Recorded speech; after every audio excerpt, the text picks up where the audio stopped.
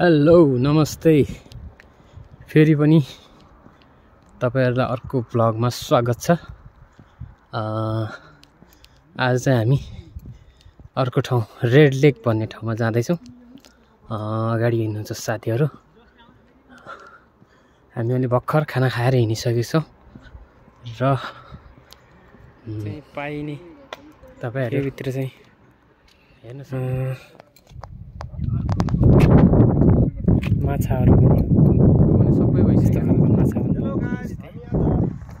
क्रोसियाको चाहिँ एकदम रेड लेक भन्ने ठाउँमा चाहिँ हामी एकदम हाम्रो यात्रा चाहिँ एकदम पहाडको यात्रा भइरहेछ।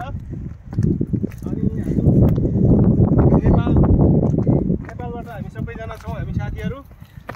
हामी चाहिँ अहिले अब हामी घुम्न आएको हो यहाँ।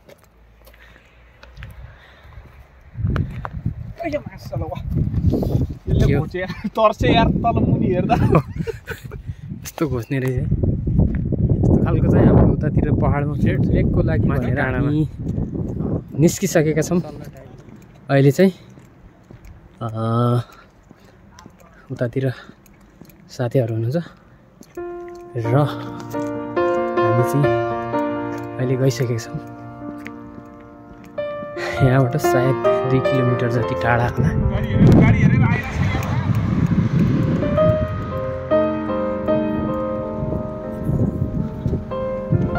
एकदमै टाढा त छैन, जे होस् हामी चाहिँ नगएको भएर टाढा जस्तो भइसक्यो महसुस चाहिँ भइरहेछ।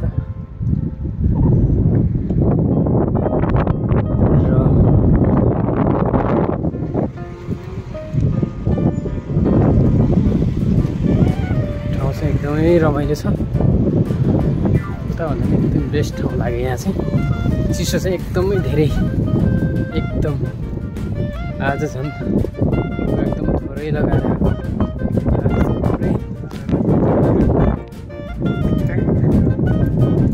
एकदम धेरै हावा छ आज एकदम।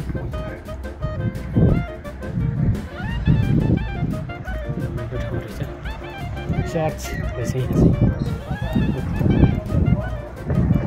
चाहिँ यहाँ भएर जानुपर्छ। यहाँ चाहिँ यहाँको एकदमै चर्च हो।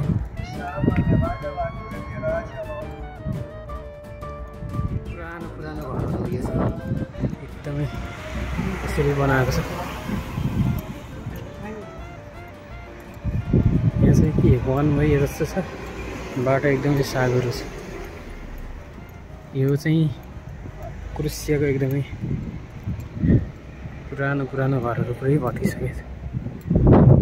यो ठाउँ चाहिँ क्रोसियाको एकदमै विकट नै भन्नुपर्छ, तर विकट जस्तो छैन, एकदमै विकास भइसकेको ठाउँ हो। र हेरौँ हामी चाहिँ जाँदा जाँदै कहाँसम्म पुगिन्छ र लोकेसन हेर्दै सबैजना अगाडि बढिरहनु भएको छ।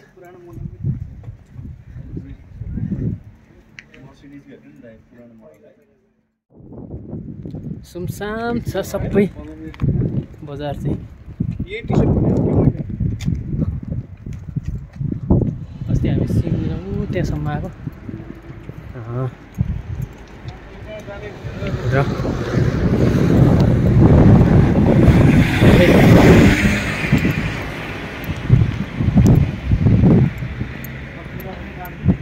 मेरो अगाडि भएको मान्छेलाई चाहिँ तपाईहरुले पहिलेहरूको भिडियोहरुमा पनि धेरै जति देखिसक्नु भएको होला।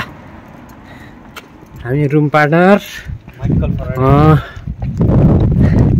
मेस पार्टनर सबै हो।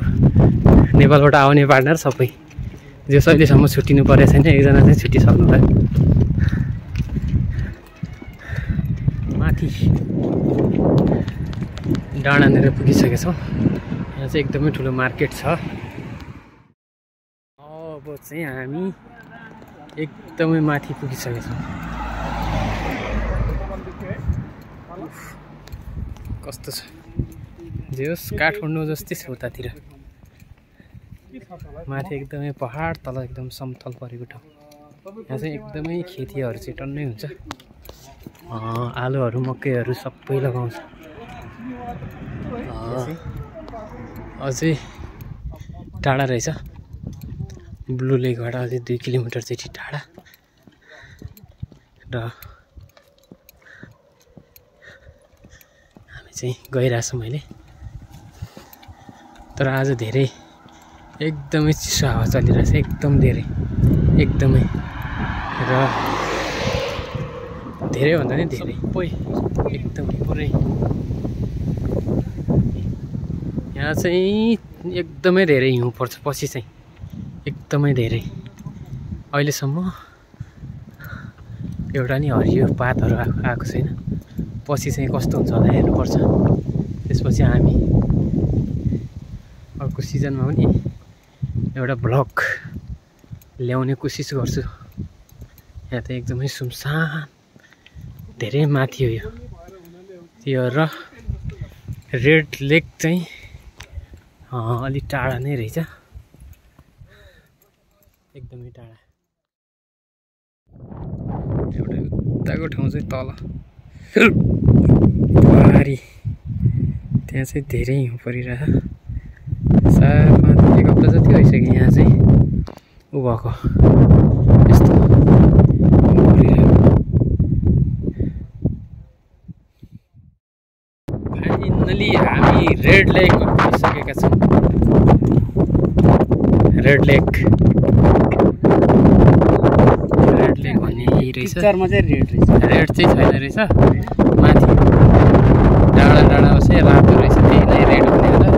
तर हाम्रो गाउँमा यस्तो रातो माटो त कति हुन्छ त्यस्तो। र खाल्टो चाहिँ एकदमै बिचमा एकदमै अचम्मै जस्तो ठाउँमा रहेछ।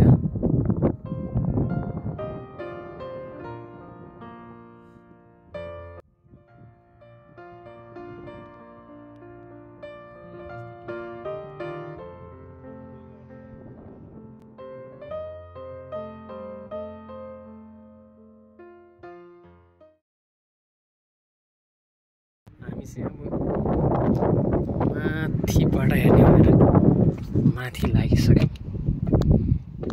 सल्ला टाइप हो, सल्ला तिखो हुने रहेछ नि आउँदै। अघि हामी उताबाट हेरेको, अब यहाँ चाहिँ माथि चाहिँ अलिक सिधा रहेछ, पुरै जङ्गल रहेछ। तर एकदमै जाडो हुन्छ।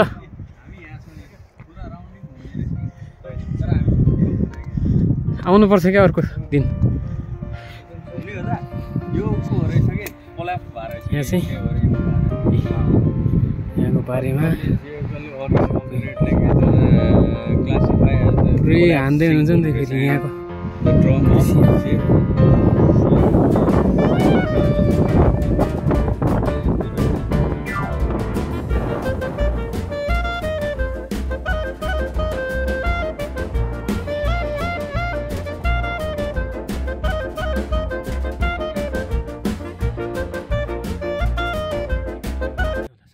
यो चाहिँ हामी अब फर्किसक्यौँ। यही हो खासमा यही हो यो ठाउँ चाहिँ। यहाँको बारेमा माछाहरू पाउने यस्तो ठाउँ पानीको मुनिको सतहको भाग मात्रै यति रहेछ नि, यस्तो रहेछ।